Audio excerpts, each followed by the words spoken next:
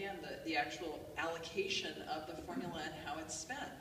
So we're in a very dynamic part of the rollout of the formula, and that would be my answer, that there will certainly be adjustments, changes, and we're going to see that probably at all levels happening, from the local school site maybe all the way up to the fact that the state board or legislature needs to look at some of the details as well. And then the adoption of the accountability plan will really have an impact, I think, as well on how to raise the confidence level among districts and school sites and how that money is best spent.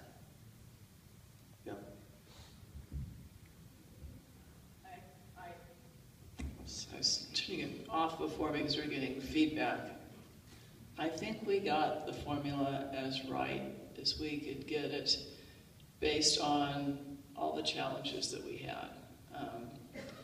You know, when the governor basically fought 2 years for this formula, and there's no doubt that the old convoluted way that we distributed education funding in this state didn't make a whole lot of sense.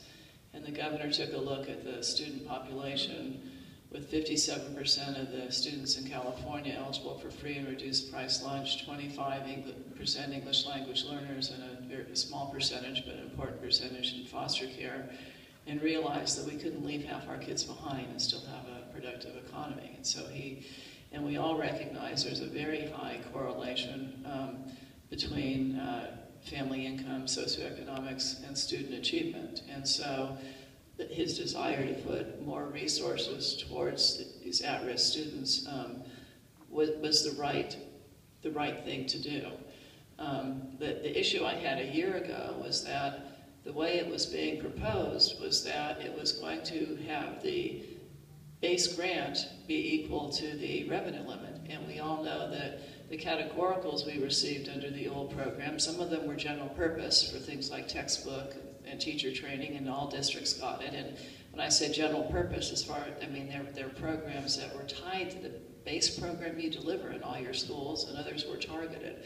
So I think the compromise we were able to work out with the governor was a good compromise. It added all those general purpose categoricals into the base grant. It still provided the additional funding for at-risk students. And it set the economic recovery target in a way to hold districts harmless so everyone gets brought up to their 2007-8 level. So I think it was a good compromise. I don't think we'll see many changes, at least while Jerry Brown is governor, because you could take a look at what's happened with redevelopment, and when you fight so hard for a change, it's pretty resistant to making additional changes until you take time to see how it's going to work. So I'm cautiously optimistic that the formula is going to work, even though it's difficult to understand. The LCAP, Local Control Accountability Plans, are still a work in progress, and we'll see how that works out.